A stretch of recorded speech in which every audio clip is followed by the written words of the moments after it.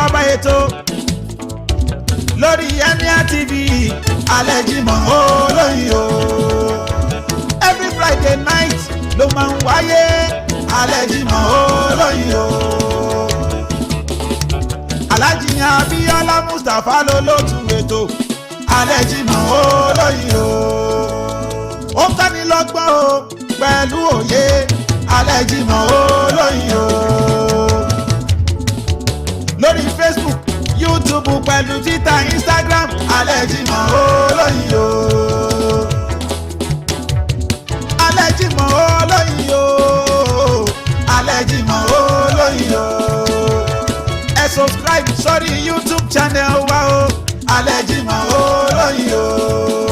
Ẹ wá polówó ọjà yín lórí alẹ́ ọjọ́ Jímọ̀ alẹ́ Jímọ̀ olóyin o. Àpamọ́wọ́ owó àtàjèrè ọjà alẹ́ Jímọ̀ olóyin o. Wọ́n wí balẹ̀ Jímọ̀ olóyin o. Ètò bàbá ètò alẹ́ Jímọ̀ olóyin o. Oyè tí ẹ̀ náà lajì gbóhùn sókè afẹ́gbọ́ ẹ̀ o alẹ́ Jímọ̀ olóyin o. Lẹ́ni o olóko ayọ̀ ṣẹ̀ṣẹ̀ lẹ́ni o olóko ayọ̀ ṣẹ̀ṣẹ̀ òwú kì í là kínú bó lóko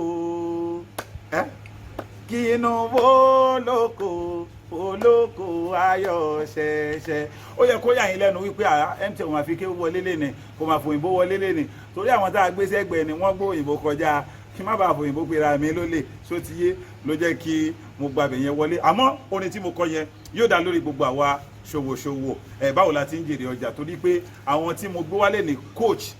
business coach ni wọ́n tí wọ́n ṣàlàyé fún wa pàtàkì jùlọ lásìkò December mọ́ January tí à ń mú mọ́ra wọn yìí mọ́ February táwọn èèyàn mọ̀ kanra àwa pé coach wa wípé ẹjọ́ ẹ wá ṣàlàyé fún wa gan báwo láti lè jèrè lásìkò December yìí tá bá wá jèrè lásìkò December yìí báwo gangan la ṣe máa rí èrè yẹn manage títí wọ January February ní tó fà tí a fi gbé wọn wálé nìyẹn. Gbogbo ẹ̀yin ṣòwòṣòwò pápátá gbogbo ẹ̀yin ìyá ọlọ́jà ẹ dákun ẹ wá nǹkan fìdílé àbí kẹ́ fìdílé nǹkan ẹ jẹ́ ká dókè lọ́hùn tá a bá dé máa ṣe introduction wọn lẹ́kùnrẹ́rẹ́ à ń bọ̀. Àṣírí Abo Group of Company aṣíwájú ni wọ́n níbi kátàlẹ̀ property consultants estate management Àṣírí Abo real estate estate developer àmàbà ni bàbá ń ṣe. Ǹjẹ́ ẹ ti gbọ́ nípa iléeṣẹ́ olóríire tí ń sọ ayálégbé donílé? O fẹ́ ta ilé ni àbí o fẹ́ ra ilé? Gbogbo ẹ̀ ló wà nílẹ̀ yanturu. Bákan náà la ní irinṣẹ́ tó ní ṣe pẹ̀lú à ń tẹ̀wé ní gbogbo àwọ̀. Kí lẹ tún wá ń dúró fún? Ẹ máa bọ̀ tààràtà wá sí olú iléeṣẹ́ wa ní nọ́mbà 27 Adékìtàn Street opposite Summerland School. Ẹ pe lẹ́gà pẹ̀lú nọ́mbà yìí 08035117759 àbí Káyọ̀dé 08022633737 àbí Adékúnlé lórí 08026316049. Àṣírí Abo Group of Company gbogbo wa la láǹfààní láti donílé lórí o. Àṣírí Abo Group of Company lọ́lọ́run fi rán ọ̀rọ̀ alábìíṣà ni wọ́n. Driving made easy at Last Born Driving School. Get driver's license with no stress. Purchasing of cars. And get the registration done in no time.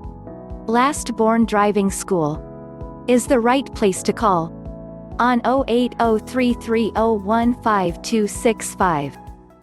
Ẹ káàbọ̀ padà sí orí ètò wa ètò yín alẹ́ Jímọ̀ olóyin náà la ṣì wà. Ẹ má gbàgbé mo gbàgbé orúkọ mi ni kò sábà mọ́ mi lára. Abdulhamid lorúkọ mi jẹ́ ordinary Abdulhamid. Ẹ rí pé mi fàlájì kun torí wípé àwọn tó wà lẹ́gbẹ̀ẹ́ mi náà gbogbo ẹ̀ ni wọ́n ti jẹ́ alájì wọ́n ti jẹ́ kíní wọ́n ti jẹ́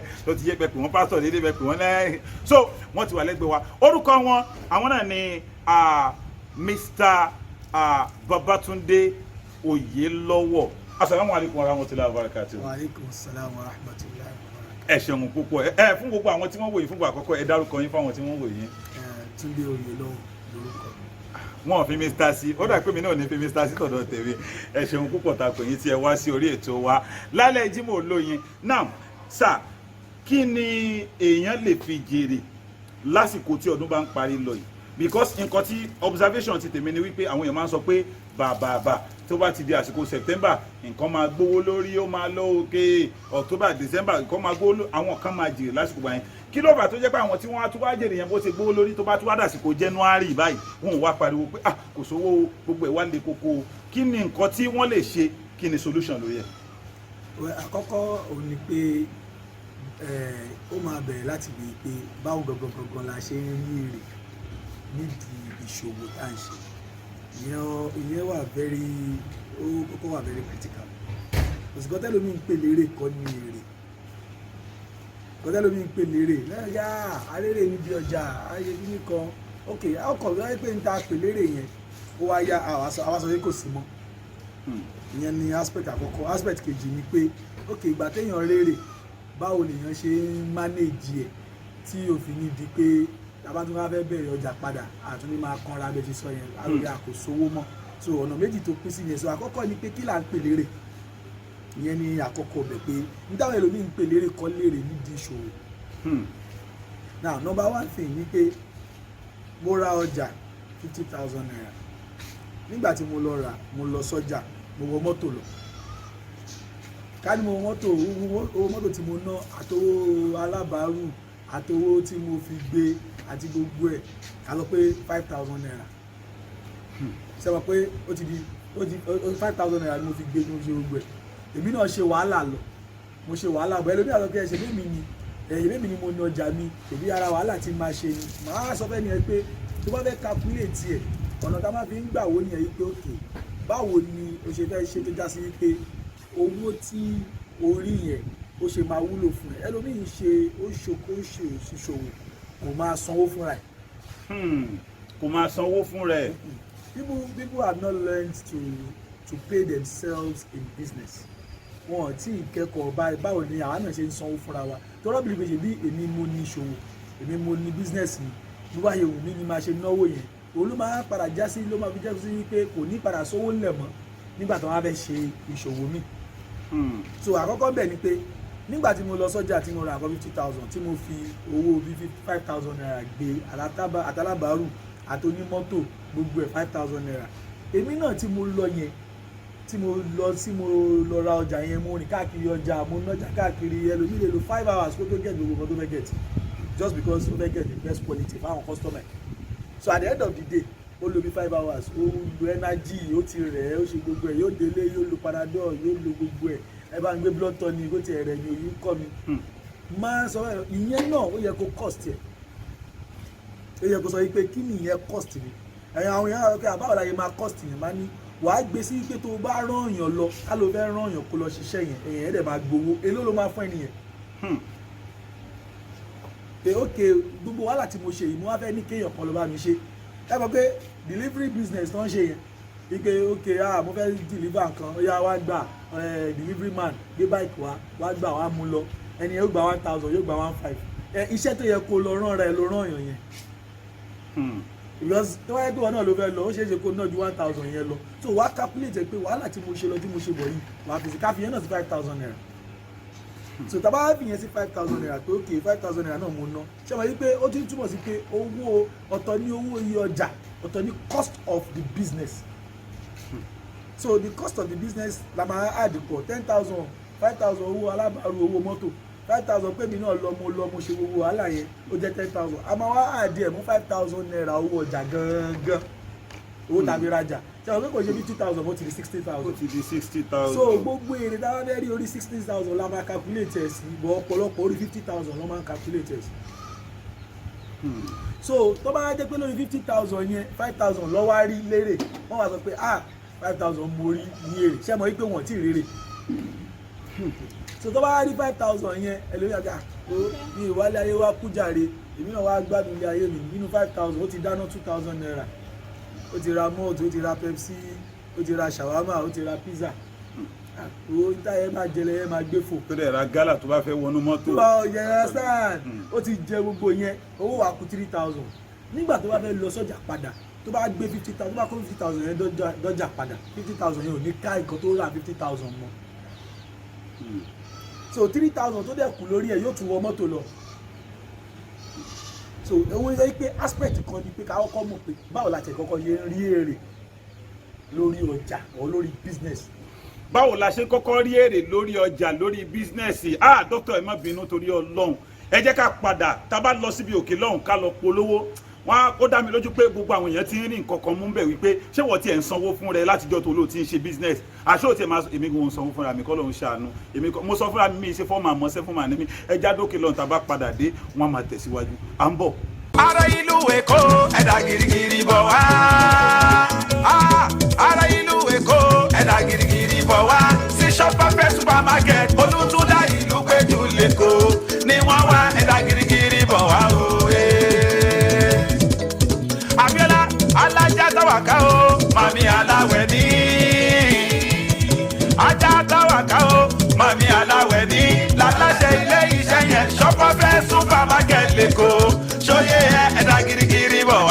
Òun náà lẹ́ ń gbọ́ yẹn, ó ta lọ́wọ́, ó ta lẹ́nu, ilé ìtajà àgbàlódé náà là ń wí. Shop Perfect supermarket tí wọ́n wà ní 26B Olútúndá street, ìlú Péjú l'Èkó. Ẹ lè pè wọ́n sórí nọ́mbà yìí 08023892722 àbí kẹ́ pè wọ́n sórí nọ́mbà yìí 08185245531. Ẹ máa dà girigiri bọ̀. Driving made easy at last. Born Driving School. Get driver's license with no stress. Purchasing of cars. And get the registration done in no time. Last Born Driving School is the right place to call on 08033015265. Ẹ káàbọ̀ padà sórí ètò wa, ètò yín. Bẹ́ẹ̀ ni kóòtù wa wọ́n ṣì wà pẹ̀lú wa. Ibi tí wọ́n bọ́rọ̀ náà dé ni wípé èèyàn gbọ́dọ̀ mọ báwo nìyẹn ṣe ń sanwó fún rẹ̀. Wọ́n ṣàlàyé bẹ́ẹ̀. Wọ́n tún ṣàlàyé fún wa wípé báwo la ti ń sanwó fún ẹni tá a bá rán níṣẹ́ tí àyè tá a bá ti ránṣẹ́ àá fún lówó. Kí ló dé táwa náà wá ránra wa níṣẹ́ tá a kì í fúnra wa lówó? Wọ́n ṣàlàyé débẹ̀. Dókítà ẹ dákun torí ẹ bá wa tẹ̀síwájú níbi tí ẹ ti dúró. So gẹ́gẹ́ bí mo yẹn ń sọ lọ, so aspect pé báwo la ṣe kọ́kọ́ rí èrè yẹn ó ṣe pàtàkì o. Ṣé àwọn pé ìgbà téèyàn bá rí lérè téèyàn bá nígbà ilé yẹn máa sọ pé báwo mo ṣe fẹ́ nà. Nígbà tí n torí ò tiẹ̀ tí ìtọ́jú owó gan-an fúnra rẹ̀ tá a lè tó lè pè lérè. Wọ́n sọ fáwọn èèyàn máa ní in fact there are a lot of things tó yẹ pé èèyàn gbọ́dọ̀ put together ṣáájú kéèyàn tó sọ wípé mo ti rérè. Ok, mo ń ta gàrí bí alápòlápò ni mo ń ta. Mo dẹ̀ níbi kan tí mo ń kó sí tó jẹ́ shop, mo ń sanwó shop yẹn wọ́n sanwó ná ṣẹ̀dẹ̀rà staff. Ó lè yẹ pé ẹlòmíà ó pé ṣèbọ́ dún ni mo ń sanwó shop, ṣèbọ́ lóṣooṣù ni mo ń sanwó ná, ṣèbọ́ ọjà tí mo ń ta. For every time tó bá ti kó ọjà sínú shop yẹn tó jẹ́ pé ó accommodate ọjà yẹn, ó house ọjà yẹn for the period tó fi máa ta tán, which means pé shop yẹn ń ṣiṣẹ́ kan nìyẹn. So ibo ni owó shop yẹn ti fẹ́ jáde tí ó bá ṣe látara owó ọjà yẹn. So tó bá máa calculate business cost lórí business yẹn náà, owó shop yẹn àti owó náà yẹn tó ń serve business yẹn náà gbọ́dọ̀ reflect inú owó ọjà yẹn, ó gbọ́dọ̀ wá reflect lórí business. So ẹlòmíì ò tiẹ̀ tí ì rèrè ibi tó ti máa ń bọ́ sí kanra nìyẹn o. Ó máa gé èrè ló là ń rí. Ó máa jẹ́ sí pé ẹ máa ráwọn ẹlòmíì ẹ máa sọ pé ọjà wọn ti wọ́n jù, kì í ṣe pọ́jà wọn. Tẹ́ bá lọ sí eatery àwọn ọkẹ́ kí ló ń ta bẹ́ẹ̀ kí ló ń ṣe bẹ́ẹ̀ ìwọ náà lọ síbẹ̀ ò gba èsì náà. Ó lọ síbẹ̀, the environment is so beautiful for you to sit down, very neat for you to eat. Ó wà okay láti jẹun, kò jẹ́ ibi tó máa jókòó tó máa gbá báwo ni bá ṣe wá rùn báyìí. Gbogbo nǹkan tó rí yẹn owó lọ fi ṣe, wọ́n ó sì calculate ẹ̀ sórí oúnjẹ. Wọ́n á calculate ẹ̀ sórí oúnjẹ. Okay. So gbogbo àwọn kinní yẹn ló máa kó pọ̀. So there is nothing wrong tí wọ́n náà bá ṣe calculation and àwọn náà ní staff tí wọ́n sanwó fún ìwọ náà fúnra rẹ̀ staff yẹn ní business ẹ̀.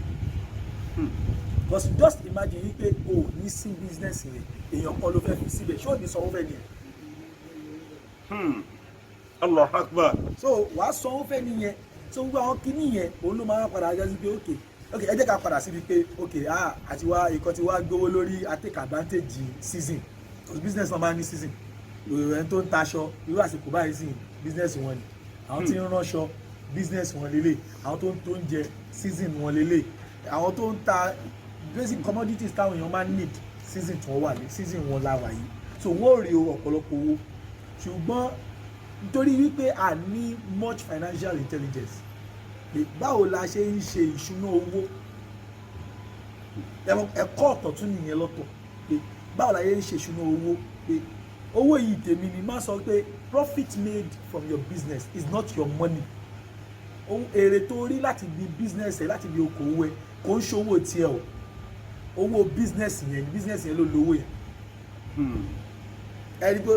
kò tí ì yé yín owó téèyàn rí ni kí mo ṣe business mo wá jèrè èrè yẹn ò ń ṣe tiẹ̀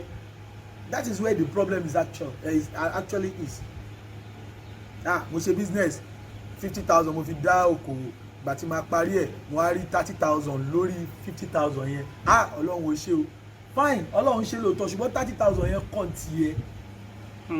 so nínú 30,000 yẹn wàá calculate pé tó bá yẹ pé o fẹ́ bẹ̀yàn kó bẹ́ẹ̀ ṣe business yẹn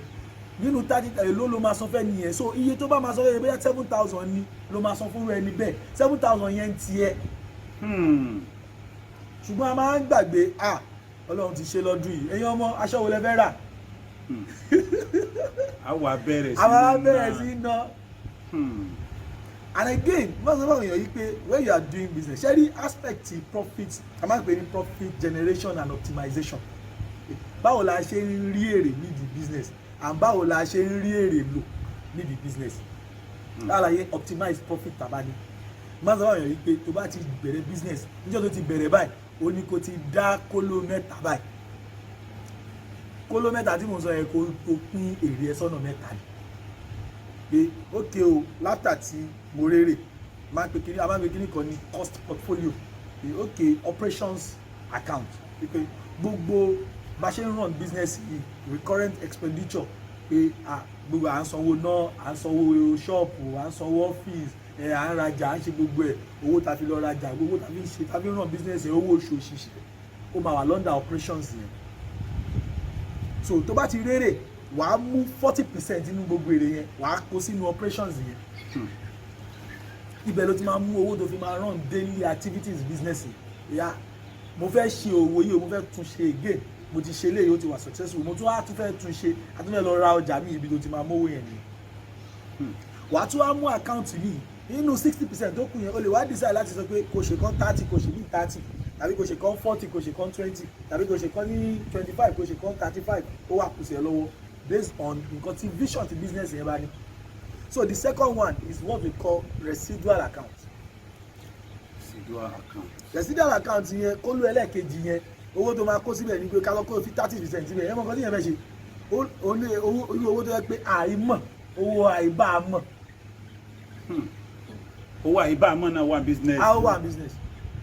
owó àìbá torí àmọ́ tí ìjọba lè gbé wá policy dọ́là lè rise kọjá táwọn ń rà láti China definitely tí dọ́là láti rise ó máa affect cost ó máa affect price so ibo mo ti fẹ́ tí owó tó wà ní operations account ò bá ka owó tá a fi ń ṣòwò tẹ́lẹ̀ tí ò bá ka mọ́ mo ti fẹ́ mú wá. ibi àìbámọ̀ ni. ibi àìbámọ̀ ẹlẹ́ẹ̀kejì ó ní investment diversification account ok owó yìí o 30% tó kù yẹn ẹja kò sí níbà a lè sọ a lè tún rí ṣọ́ọ̀pù bíi ìta fẹ́gbà pé a business wa yìí àti ń lọ àbí ká rí business bíi ìta tún fẹ́ ya látara business tá à ń ṣe yìí níbo la ti fẹ́ rówó yẹn ẹ máa rí i pé àwọn companies big companies má sọ pé there is no small business kò sí business kékeré vision ló máa ń kéré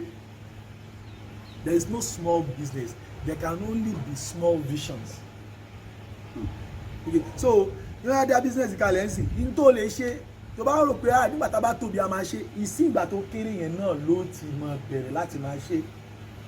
so ẹni tí ó bá ti lè manage nǹkan kékeré kò lè manage nǹkan ńlá so ọ̀pọ̀lọpọ̀ àwọn ọkẹ́ mélòó wà ní wá ta fẹ́ máa pín owó mélòó ní wá ta fẹ́ máa ẹ̀wọ̀ ẹjẹ́ àṣì máa ṣe lọ bẹ́ẹ̀ níjọ́ tó wó ńlá bá dé náà pín owó yẹn ò ní yọ àṣì máa ṣe lọ bẹ́ẹ̀ náà ni. ẹ̀yin ará lé ẹ dákun torí Ọlọ́run ẹ gbọ́ bí tí wọ́n dé tó àṣẹ àwa àkàǹtà jọ ń bẹ̀rẹ̀ nígbà tá à ń bẹ̀rẹ̀ sí ní ká kúlíkúlí lójúwòye àsìkò bí tó yẹ kán ti fún wa lérè wọ́n sọ pé ká ṣàṣì máa ru pọ́npọ́n yẹn ká máa ta lọ wọ́n ní bẹ́ẹ̀ kọ́ lórí o ẹ jẹ́ ká dókè lọ́hùn pẹ̀lú ògùn Ọlọ́run ọ̀rọ̀ yẹn ti ń wọ̀ mí lára à ń bọ̀. Driving made easy at last. Born Driving School. Get driver's license with no stress. Purchasing of cars. And get the registration done in no time. Last Born Driving School is the right place to call on 08033015265. ẹ káàbọ̀ káàbọ̀ padà sórí ètò wa ètò yín kóòtù wa wọ́n sì wà pẹ̀lú wa ẹ má bínú kóòtù kí mo fẹ́ kẹ́ ṣe àwọn tí wọ́n wà ní entertainment industry náà láǹfààní torí pé ẹnìkan fi ọ̀rọ̀ kan lọ̀ mí wípé òun gba 200,000 òun dẹ̀ fẹ́ the best lójú agbo lóhun àti gbogbo tó parí àtúwò stage at everything ó lọ bí 85,000 ó kù 15,000 lẹ̀ band boy sí dẹ̀ ń lọ bí 11 ṣe kóhun kó àníyàn òun wípé ajé á wá sí orí stage tóhun bá ti ń kọrin ni àbí owó oníṣẹ́ yẹn ni kóhun máa dínkù kóhun má gba stage mọ́ tó bá yẹ pé eruku ni kóhun ti máa bẹ̀rẹ̀ ṣé bí tẹnu òun ni wọ́n fẹ́ gbọ́ àti tóhun bá wọ̀ sára mo fẹ́ kí ẹ bá wa dá wa entertainment tó dá mi lójú pé torí pé ọ̀pọ̀lọpọ̀ àwọn colleagues wa wọ́n á máa wù lọ́wọ́lọ́wọ́ báyìí. ṣe rí ìgbà mẹ́ta ló wà ní business ìgbà àkọ́kọ́ ìgbà téèyàn ẹ̀ṣẹ̀ bẹ̀rẹ̀ téèyàn ń try láti get fit èèyàn pé ok káwọn èèyàn tẹ̀ mọ̀ pé mò ń ṣe kinní yìí wọ́n ti rí pé mò ń ṣe rí gbà yẹn kò ń ṣègbà téèyàn ń wá èrè o tó bá yẹ pé level yẹn lẹ́nu yẹn wà ó má retí èrè so ká má dàpọ̀ torí ọ̀pọ̀lọpọ̀ ló pera àwọn business coach ló pera àwọn consultant tó bá fẹ́ advice àwọn èèyàn problem ẹlòmíì wọn fi address situation ẹlòmíì tí ò dẹ̀ ní bára wọn mu ó bóyá sọ pé a gbọ́dọ̀ understand ọ̀nà mẹ́ta ló pín sí ní business bó lè ṣe rí ní gbogbo life náà nìyí but ká restrict ẹ̀ sí business first stage ni pé time tó ṣe bẹ̀rẹ̀ tó yẹ pé àwọn èèyàn ò tiẹ̀ tí ì trust yẹ wọn ò tí ì mọ brand yẹ gan ṣó ti yẹ yín customer mẹ́ta ló wà ẹ jẹ́ ìpín bẹ́ẹ̀ yẹn ó máa yí wá sí customer mẹ́ta ló wà àkọ́kọ́ first set of customer àwọn ni families and friends tó ti àwọn ọ̀rẹ́ ẹbí ojúlùmọ̀ alájẹ MTN ẹ máa ń ṣe báyìí ẹ máa ń kọrin ẹ wá bá a ṣe show kíyàn gidi gan ẹ sà owó tó wá fún yín lẹ máa gbà o kódà ẹ nílé sọ fún ọkọ gbowó wa ẹ ṣe àgbárin iṣẹ́ tó ti yẹ yín ẹ lè retí èrè kankan ẹ lè jèrè ń bẹ̀yẹn kò ń ṣe pé ṣẹ́rí àwọn ẹlẹ́ẹ̀kejì ó làwọn tó yẹ pé òkè MTN máa ń kọrin òkè wọ́n ló morin kọ ṣùgbọ́n wọ́n ní pè yín wọ́n ti mọ brand yẹn ṣùgbọ́n wọ́n ti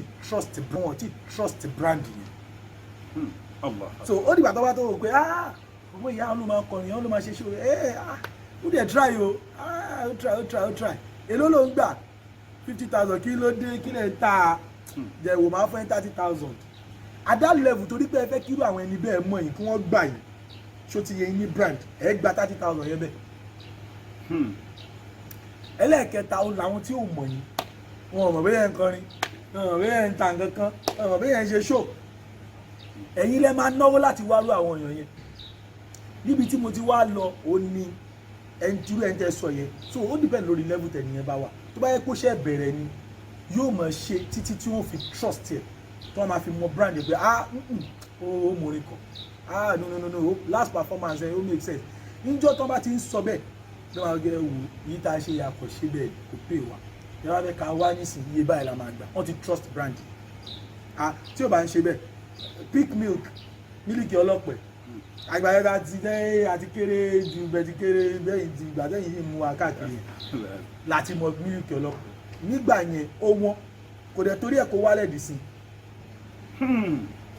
ẹ mọ kí ló fà wọ́n ti ṣe ń sọ yìí ṣe pé ẹ láìkí ẹ ti láìkí ẹ ní choice ẹ máa iye kíye tá a bá ti ń pè ẹ máa rà á. ó ti ẹ̀ pé bíi mẹ́ta gan ọ̀la kìíní kan wà Hollandia kan tún wà Nàìjíríà made pick me kan náà tún wà wọ́n á ní ṣe Nàìjíríà lẹ́fẹ́ ni àbí ti. so ẹ wá mọ tó tún wá ń ṣe wọ́n ti mọ̀ yí pé ẹ ní choice so yìí tẹ́ fi bá sọ pé ẹ ní ra àwọn ọmọ wọ́n á tún ṣe àwọn ẹlòmíì tẹ́ máa rà àwọn ẹlòmíì ò mọ̀ yí pé ẹni tó ń ṣe picnic ló ń ṣe 3 crown torí pé wọ́n fẹ́ ní another aspect ẹ nìyẹn so irú ẹni yẹn tó bá yẹ pé second stage of business ló wà yí pé ok wọ́n ti mọ̀ but wọn ọkọ̀ tí ì máa san owó tó yẹ kán san ni tó ti yẹ yín wọ́n ti mọ̀ pé ẹni yìí ọmọ orin yìí kọ ó máa ń ṣe ẹ̀fà live performance ẹ̀ máa ń dùn but wọn tí ì máa san owó tó yẹ kán san fún nǹkan méjì ló máa ṣẹlẹ̀ ìsílẹ̀ tó yẹ pé ẹni yẹn fúnra rẹ̀ ò tí ì ṣe ń tà ń pè ní brand positioning ṣe rí business orin kíkọ àbí business acting àbí entertainment business scarcity ni o ẹni tó bá ṣe business yẹn ò gbúdọ̀ jẹ́ ń tọ́ wọn máa rí every time òjòrò bẹ́ẹ̀ mo ń sọ yẹn ìwọ tó bá ti jẹ́ olórin tó bá ti jẹ́ actor àbí presenter TV show àbí kankan ó gbúdọ̀ jẹ́ ní táwọn èèyàn gbúdọ̀ máa rí gbogbo ìgbà. ní gbogbo ìgbà. ó gbúdọ̀ scarce. lára brand positioning nìyẹn tó bá dẹ̀ máa rí ẹ kọ́ rí ẹ pé ẹni tá à ń rí TV yẹn náà ni wọ́n fẹ́ lè máa kún ẹ lá. ṣé ti yé yín so bóyá ni o tí position rẹ̀ in such a way tó yẹ pé táwọn èèyàn bá rí ọjà bòbó yìí yá mi lè pé ẹni a o because wọn ò ń rí ẹ gbogbo ìgbà àkọ́kọ́ wọ́n dẹ̀ mọ̀ wípé tó ń ṣe bóyá gbéra ẹ̀ gan-an ìṣòwò ẹni yóò ní pọ̀ nígbà tó bá tó sọ pé ó ọ̀dẹ̀ wá pọ̀ 300,000 ní 300 ẹ̀ẹ́dẹ́jọ́ bá gba 250 ṣé ti yé yín so ìyẹn náà ẹ̀kọ́ kan ní lọ́tọ̀ branding ẹ̀kọ́ kan ní lọ́tọ̀ so bóyá ni o ti position ara rẹ̀ sọ́jọ́ ìwé tó yẹ pé àwọn èèyàn ó padà rí pé n tó ń ṣe yìí kò ṣeré ẹlòmíì sì ń ṣeré pẹ̀lú iṣẹ́ tó ń ṣe as an entertainer. ẹlòmíì sì ń ṣeré ni ó sì ń ṣeré ni ìgbà tó bá pè ẹ lo mo rí nọ́mbà yìí ní kíní kan ẹ wá perform níbi kan so a fẹ́ pè yìí níbo lẹ ti fẹ́ ṣe nígbà tó pè ẹ lọ níbo lẹ ti fẹ́ ṣe àkọ́fẹ́ ṣe ládùúgbò wa ni èèyàn èló lẹ́fẹ́ èló kí ni bọ́jẹ̀tì yín àlówó kò sí problem kí ni bọ́jẹ̀tì yín wọ́n wá sọ fún 400,000 tó o bá ti ní courage láti sọ yìí pé mi ò ṣe wọ́n sì máa nú ẹ sílẹ̀ tó o bá ti ní courage láti sọ pé o mọ̀ pé second stage nìyẹn o kò yẹ first stage ni pé mo sì ń gbìyànjú pé kán mọ̀ mí nǹkan tó bá mú wá wàá gbà èyí tó bá pè é bọ́sẹ̀ rí ẹlẹ́sìtẹ́jì kejì yẹn tó o bá tí ì lè sọ yìí pé ìṣe o ti mọ̀ pé 100,000 yẹn ò ká nǹkan tó fẹ́ ṣe o ti mọ̀ pé tó bá máa rí èrè nídìí iṣẹ́ yẹn látà tó sanwó fáwọn bank boys tó dẹ̀ gba state tó ṣe everything tán ó máa tó 200,000 ọ wá sọ ìwà ò pé pátápátá ẹ̀ 150 ọ wá sọ yìí pé 100,000 ọ dẹ̀ ń dúró lórí 100,000 tó o bá ti lè ní kọ́ọ̀rì láti sọ pé ẹ má bínú mi ò lè ṣe o tí o sì ń ṣeré Allah akbar. kò lè sọ yí pé ẹ ò tẹ́ bá ti ní 150 ẹjọ́ ẹ má bínú o mi ì ṣakọ o nǹkan tó máa pè wá ní ẹjọ́ ẹ má bínú ẹ bá ní 150 ẹ pè ní padà. torí pé àwọn èèyàn yẹn ni wọ́n padà máa lọ́wọ́ sọ́wọ́n yẹn pé MTN ọmọrin kan ṣùgbọ́n tẹ́ bá ní 150 má lọ. àwọn ọlọ́ọ̀ máa sọ fáwọn èèyàn iye báyìí bóyá kí ni MTN báwo o kó 80,000 dání ó máa gbà wọ́ ṣáàsọ fún yà tàbí tó bá ti pè ẹni báyìí tó bá ti sọ ẹni báyìí ó bá ti bẹ́ẹ̀ tiẹ̀ sọ̀rọ̀ ó máa gbà ara branding ò ní pé hello a rí nọ́mbà yìí kí ló fi ẹ fẹ́ ṣe show ok kò sí wàhálà ẹ mọ̀ tó ṣẹlẹ̀ ṣẹ́ ní nọ́mbà manager mi mi ní màá sẹ̀ǹdẹ̀ sí ṣe bá sọ gbogbo tẹ́ bá jọ sọ kò sí wàhálà ara scarcity yẹn nìyẹn kódà kí wọ́n sọ pé lágbájá wọn ní àwọn fẹ́ ṣe show ọmọ mi jọ má bínú ra alájà kò rí bẹ́ẹ̀ iye tá à ń gbà nìyẹn ẹ̀bọ̀ torí tí yín máa yọ 10,000 kúrò tí ẹni tó wà ní second stage of business yẹn entertainment mo ń focus ní sí o tí ò bá ti lè máa ṣe bẹ́ẹ̀ ẹni yẹn ṣì ń ṣeré ṣe wá ní third stage ó ní premium àwọn àṣàìdè àwọn Pasuma àwọn olówó ẹ lọ́wọ́ ò pè wọ́n ni olówó ẹ ò pè wọ́n Allah akbar olówó ẹ ò pè wọ́n so that's the first ká tó débi premium yẹn ṣẹ́rí bẹ́ẹ̀ yẹn ẹja dókè lọ́hùn torí pé ó ti ń wò mí lára gbogbo entertainer pápátá ó dá mi lójú pé a ti ń rí 1 or 2 things láti mú káà náà kọ sílẹ̀ pé ó dà pé ọ̀nà tèmi bí tèmi láàkì sí ni tí wọn náà ti mú jádókè lọ́hùn tàbá padà dé ètò náà sì ń tẹ̀síwájú àbọ̀. àṣírí abógun kan company aṣíwájú ni wọ́n níbi kátàlẹ̀ property consultants estate management àṣírí abo real estate developer àmàbà ni bàbá ń ṣe. ǹjẹ́ ẹ ti gbọ́ nípa iléeṣẹ́ olóríire tí ń sọ ayálégbé donílé o fẹ́ ta ilé ni àbí o fẹ́ ra ilé gbogbo ẹ̀ ló wà nílẹ̀ yanturu bákan náà la ní irinṣẹ́ tó ní ṣe pẹ̀lú à ń tẹ̀wé ní gbogbo àwọ̀ kí lẹ tún wá ń dúró fún ẹ máa bọ̀ tààràtà wá sí olú iléeṣẹ́ wa ní nọ́mbà 27 Adékìtàn street opposite Summerland school ẹ pè lẹ́gà pẹ̀lú nọ́mbà yìí 08035117759 àbí Káyọ̀dé 08022633737 àbí Adékúnlé lórí 08026316049 àṣírí àbò group of company gbogbo wa la láǹfààní láti dóní lórí o. àṣírí àbò group of company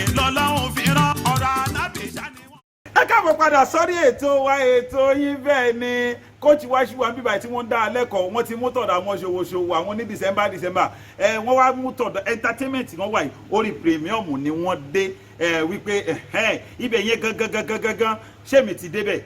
ṣé wọ́n ti débẹ̀ ṣáwà ti débẹ̀ àwọn tí wọ́n débẹ̀ wọ́n dákọ̀ méjì nù wọn ó ṣeé ṣe kí wọ́n pọ̀ ẹ dákun torí Ọlọ́run coach ẹ dákun àwọn tí wọ́n ti wà ní level yẹn ṣàlàyé ẹ mú kọ fáwọn ẹ ṣe example entertainment industry ó wide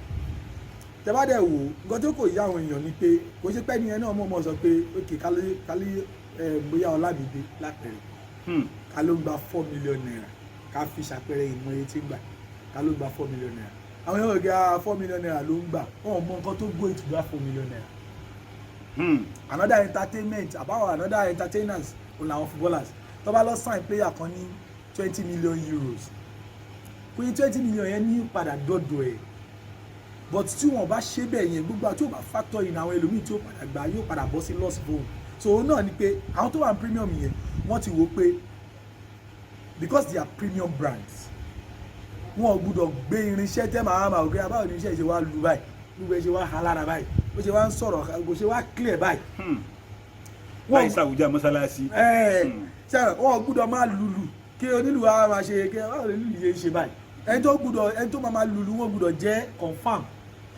saxophonist ò gbúdọ̀ kí saxophone yẹn máa ṣe bákan tí ó bá ti rẹ saxophone kan ó gbé mi tí gìtá kan bá ti ń ṣe bákan ìmí ìwà nílẹ̀ tó máa gbé gbogbo kí nìyẹn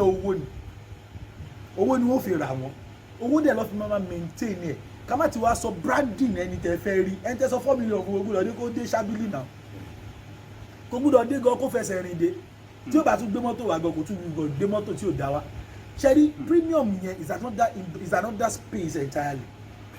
so for you to transit from a beginner a startup or a starter a fresher in entertainment or any area of personal branding because personal brand in entertainer personal branding so keep personal brand tó wá di corporate brand because irú àwọn Ọlámídé àwọn Davido wọ́n ti di corporate brand báyìí ó kàn lè jẹ́ pé corporate brand tí wọ́n dì yẹn they are still leveraging on the personal brand of that individual bóyá Davido ṣàmùkẹ́ Davido lẹ́yìn ká lọ pé Pepsi sign èèyàn sìn ó ti ní brand ó ti ní corporate entity but Davido lọ sign but corporate entity yẹn ló máa manage Davido yìí so ìwọ náà tó jẹ́ startup structure wo ló fi lẹ̀ níjọ́ tó bá ti ní o fẹ́ jẹ́ entertainer ìjọ yẹn ló ti gbọ́dọ̀ kọ́kọ́ ní manager either manager ẹ wá jẹ́ ní tí ó mọ̀ sanwó fún àbí tó ní sanwó fún tẹjọ máa manager ara yín nígbà tẹjọ bẹ̀rẹ̀ yẹn ó gbọ́dọ̀ léèyàn tí ó máa answer phone call fún ẹ ó gbọ́dọ̀ léèyàn tó yẹ pé ẹ fẹ́ ṣe nǹkan ẹ fẹ́ ṣe gbá kò ní jẹ́wọ́ náà fine láti bẹ̀rẹ̀ mo yọ pé starter yẹn is a very special space where pé you do a lot of things yourself ìwọ náà ló máa lọ gbá ìwọ náà ló máa làwọ but tó o bá fi structure sí pẹ̀lú bó ṣe wáyé náà o gbọ́dọ̀ fi structure sí tó o bá fi structure sí àwọn nǹkan tí kò ní jẹ́ o tètè transit lọ sí second level yẹn á pọ̀ ju ẹ lọ tó ti yẹ yín ọ̀pọ̀lọpọ̀ àwọn èèyàn máa ń conceal sábẹ́ inú náà ṣe understand ọ̀pọ̀lọpọ̀ kan làwọn èèyàn conceal sábẹ́ inú so ara branding kò ṣe pé kéèyàn parọ́ but mo fẹ́ jáde as an entertainer mo fẹ́ lọ kọrin wá owó Uber má gan ọ̀kadà branding nìyẹn worst come to worst pé 100,000 lọ sọ fún mi irú ẹ̀ ń tẹ̀ ń sọ yẹn 100,000 lọ sọ fún mi beginner dẹ̀ ni mí mo kàn gbá mo ti yọ owó iṣẹ́ owó oníṣẹ́ mo ti yọ owó kinní kan àwọn ọmọ iṣẹ́. wọ́n wá gbé iná sáfà màlúwà wàlúmárùwà wọ́n á gbé márùwà lọ bẹ̀ Abíọ́lá. so try bó jẹ́ Uber ló máa gbé mi débẹ̀ 3,500 àti sọ fún manager ẹ̀gẹ́ tó kó bẹ́ẹ̀ náà pé àti fẹ́ máa kúrò a máa kúrò the next 10 minutes tètè máa pé Uber yẹn lẹ́ o ó ti dé báyìí o kó sínú ẹ̀ ń lọ ni that is nǹkan wọn pè package kò yẹ pé kéèyàn fake life in that level you have not faked up you've only packaged yourself. kódà ẹ̀jẹ̀ tún já yín sí kankan ṣé wọn ọkẹ́ ẹlòmíì wò pé Uber tí ó gbé mi láti island wá sí mainland mo lọ ṣe show island lápẹẹrẹ ká ní entertainer ni mi bóyá 4,500 ni ó gbé mi dé Dìmú ká ní Dìmú mo ń lọ bóyá 4,000 ni ó gbé mi débẹ̀ okay 4,500 kò dẹ̀ owó tó sọ fún wa ò yọ 4,500 kọ̀ǹtráì kò gbé Uber 500 kò ní environment tó ti ṣe show yìí gbé Uber kò wo nearest place aláyé gbé nílẹ̀ 500 lè lórí 500 naira gbà wá wọ mọ́tò láti bẹ̀ yẹn mọ́ lọ àwọn èèyàn ò lè mọ bí tó ti. oh god fi oh god mo gbádùn yín so a lot of things 500 naira. kò lè so béèyàn ṣe máa manage ẹ̀ but àwọn èèyàn mọ̀ rí kí lọ àkó gbé mọ́tò wà but Uber ló gbé náà Uber ló gbé ṣe jẹ́ understand but wọn ò mọ bí Alhaji ti ṣe wọn ò mọ bí Alhaji ti ṣe wọn mọ bó ti mọ so níjọ́ tí wọ́n bá san 200,000 náà tó jẹ́ pé o lè afford di Uber 4-5 wọn ò ní mú ìyàtọ̀ ọjọ́ tó wọ 500 yẹn àtijọ́ tó wọ 4-5 èèyàn kí ń lọ ṣókè wọn máa làágùn lápẹẹrẹ as a public speaker bóyá wọ́n pè mí bí kan sí àwa gbé mọ́tò lọ a fẹ́ wọ Uber lápẹẹrẹ a fẹ́ lọ gbé public transport a gbé mọ́tò lọ bóyá mọ́tò ní port àbí nǹkan kan a fẹ́ lọ a ti gbúdọ̀ ṣe in such a way tó yẹ pé ní gbúdọ̀ làágùn débẹ̀ ẹ bá àwọn agáṣì àwọn ti mọ̀ pé Alhaji gọ́kadà débi but I gbúdọ̀ make arrangement but there are times that people will call me and say coach ẹ abẹ́ ká wá bá yín sọ̀rọ̀ gíní kan ìyìn lè gbowó lọ́wọ́ yín ṣùgbọ́n ẹ sanwó mọ́tò wá èrè ní ká mú wá ó dáná ẹ lọ san 50,000 torí kò ń ṣèmi nìkan ni máa ń rìn so àwọn tó dẹ̀ máa lọ àwọn oníyàwó ní ọmọ náà wà láàrin wọn táyì náà bá ń lọ máa fún wọn I must be able to give them something I must be able to nourish them to maintain them kò ṣe pé bóyá ìwọ nìkan tó bá ń jọ́ tó bá ti di ara àjẹyìn táwọn èèyàn ń rí lókè kò ń ṣèwọ nìkan mọ́ tó ti yẹ yín so in that manner 50,000 yẹn màá ti wò pé okay ó cover kan báyìí ó cover kan báyìí ó cover kan báyìí àbá àti ẹ̀rẹ́rẹ́ ń bẹ̀ àní làágùn débẹ̀. So as an entertainer you should be able to do that so àwọn tó ń ṣe okòwò ntọ́kùdọ̀ kọ́kọ́ gbójú tó ni pé ìṣúná owó mo sọ lẹ́ẹ̀kan pé owó tó rí ní business yẹ kò ń ṣòwò tiẹ̀ o tọ́ba tó yẹ pé 50,000 lèrè tó rí gbogbo ẹ̀ èló lówó iṣẹ́ tiẹ̀ ń bẹ̀ tó bá yẹ kó gbàyàn síbẹ̀ kó manage business ẹ̀ èló ló máa san fún ẹlòmíì máa sọ báyìí lókè tó bá yẹ kó ṣoṣù ló máa sanwó fún yàn tó bá yẹ kó máa gbàyàn sí business yẹn oṣooṣù ló máa sanwó fún ìwọ náà calculate owó tó máa gbà lóṣooṣù nínú business yẹn so tó bá yẹ pé o pa 50,000 lẹ́ẹ̀mẹ́ta láàárín oṣù kan and o ti budget pé téèyàn bá wà ní business yẹn 30,000 lówó tiẹ̀ 30,000 lówó tiẹ̀ náà o so tó bá yẹ 30,000 kúrò ní 150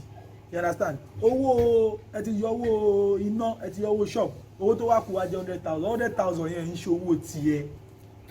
èrè yẹn ò ń ṣe ti tiẹ̀ business yẹn ló ní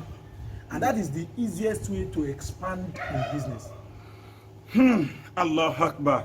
ẹ má bínú ká tó lọ ọ̀pọ̀lọpọ̀ àwọn tó máa ń ṣe òwò tó yẹ pé tó bá di time tó bá fẹ́ sanwó ọmọ school wọ́n máa struggle máa sọ fáwọn èèyàn pé size business ẹ ló máa determine irú school tó yẹ kó mú ẹ lọ size business ẹ ló yẹ kó determine irú ilé tó yẹ kó máa gbé nígbà tí ó yẹ pé èrè tó ń rí lọ́dún nínú business kò ju 1 million naira lọ lọ́dún tẹ́ ó calculate dáadáa ó dẹ̀ ṣe tó yẹ kó ṣe 1 million naira ọmọ school dẹ̀ máa lọ school ní ẹ̀ẹ̀mẹ́ta 3 times láàrin ọdún ọmọ kọ̀ọ̀kan wá ń san 150 ó dẹ̀ lọ́mọ méjì 300,000 ẹ̀ka 300,000 mẹ́ta nínú ọdún 1 million naira ó máa sanwó lé báwo ló yẹ fẹ́ tó ra wọn school 50,000 wà ń bẹ̀rẹ̀ ọ̀pọ̀lọpọ̀ máa sọ pé fine kọ́ mọ́ lọ sí school tó dáa but kí ni ìwọ náà ń ṣe kò ń ṣe èyí táwọn ọmọ teacher kọ́ school gangan ọ̀pọ̀lọpọ̀ wà yà àrówó lọ lẹ́sìn àwọn ìyá yìí lọ́ máa pè wájú kò kékeré lọ́kọ̀ yín school lẹ́nu. bẹ́ẹ̀ni àwọn teacher wa gan mọ dáwọn mi gan lọba wọn máa mú ìwé wàhálà báyìí tán máa kọ àti so but ọ̀pọ̀lọpọ̀ fẹ́ ṣe yẹn so because of tó o bá ti fẹ́ ṣe yẹn wàá náwó tí ò yẹ kó ná ẹlòmíì ilé tó ń gbé sí school kò ju ọ̀kadà 100 naira lọ a máa sanwó school bus báwo owó business yẹn fẹ́ pé. pé pé school bus náà fi wá ń gbé àwọn ọmọ mi wá. school bus wọn tó dé school bus ló máa gbé wa àwọn tó dé sí Alhaji ìyá ni o kò lè tóra wọn wọ́n máa fà kò ṣe pé wọ́n máa fà kò ní tóra wọn nítorí wọ́n padà máa yáwó fi run business yẹn so gbèsè ó máa bá gbèsè nílẹ̀ lọ́dọọdún ni. ó dàbí pé pẹ̀tẹ̀pẹ̀tẹ̀ ta nà ní pọ̀pá ní ẹni tó bá tabá wọn ní kó túnbẹ̀ ṣe ni àtàbá ní kó má bínú torí ara rẹ̀ ni wọ́n fi ń sọ ó bá ìjọba wa náà wí o yáwó lọ́tún yáwó lọ́sì 10 billion 20,000 billion 100,000 billion ẹ ṣeun ẹ kú wọn jú òun lẹ ti gbọ́ lẹ́nu coach wa yìí báwo la ṣe manage business báwo la ṣe manage entertainment industry likewise mo mọ̀ wípé àwa tá a jẹ́ ìjọba náà á di tiwa mú bẹ́ẹ̀ ara àwọn senators tí wọ́n wò wá ara àwọn governors tí wọ́n wò wá káàkiri gbogbo àgbáńlá ayé a dúpẹ́ púpọ̀ fún Mr. Babatunde Oyèlọ́wọ́ tí wọ́n máa ń pè wọ́n ní business coach kò sí tí wọn lè sọ nípa rẹ̀ àmọ́ fún gbogbo àǹfààní ẹni tó tún lè láǹfààní pé ó dáa mo bá program yìí wọn bá díẹ̀ ni mo bá tèmi náà bá tiẹ̀ wá fẹ́ bá coach sọ̀rọ̀ pé èmi náà fẹ́ build business mi mo dẹ̀ ní tó bí 20 million lọ́wọ́ mo dẹ̀ fẹ́ ní tó máa fún mi ní orientation báyìí la ṣe máa ṣe báyìí la ṣe máa ṣe nọ́mbà wo ni wọ́n lè pè yín sísà. wọn ò lè rí mi pè sórí nọ́mbà kọ́ lọ follow mi ní Instagram anybody tó bá fẹ́ bá mi sọ̀rọ̀ kó DM mi ní Instagram. ok wọ́n ní kẹ́ DM àwọn ní Instagram kí ni Instagram page yín sà. Túndé Oyèlọ́wọ̀ náà. ok ẹ lọ sí orí Instagram wọn kẹ́ search fún Túndé Oyèlọ́wọ̀ dákun torí Ọlọ́run gbogbo n tẹ́ bá fẹ́ sọ bẹ́ẹ̀ ni ẹ rí Gmail wọn bẹ́ẹ̀ ẹ rí gbogbo nǹkan tí ẹ kẹ́ rí bẹ́ẹ̀ ẹ rí bẹ́ẹ̀ ó dá mi lójú pé ẹ ní regret tá a bá tún bá pè yín ó dá mi lójú pé ẹ tún sì dá wa lóhùn sá tá gbogbo èyí tí ẹ ń wò wá nílé ẹ rí pé tọ̀tẹ̀ yìí lágbára afa tó kùn dáadáa torí pé ọ̀rọ̀ bísínẹ́sì ẹlòmíì kọ́ ṣá ń ṣe ni wàláì ọ̀hún tí ẹlòmíì ti mú ikùn ẹ̀ ti ga tó yìí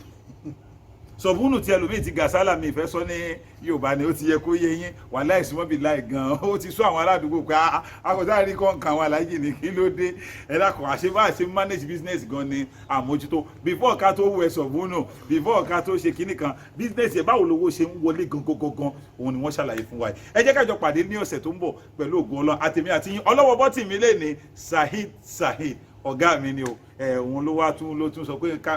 kó tún ṣe DOP fún wa léni ẹ dákun kọ́lọ̀ má jọ̀wọ́ ẹ̀jẹ̀ fún wọn gbogbo ẹ̀yin crew MTN ó dá mi lójú àwọn tí wọ́n lọ lọ́rin àwọn tó gbogbo yín pápátá ni a kí Ọlọ́run ò ní fi eléyìí ṣe àṣemọ́ fún wa kájọ pàdé láyọ̀ àti àlàáfíà orúkọ mi ò tí yí padà Abdulhamid Mustapha MTN the icon ìwòye ọ̀sẹ̀ tó mọ̀ nǹkan àtèmi àti yín kájọ pàdé láyọ̀ ire o.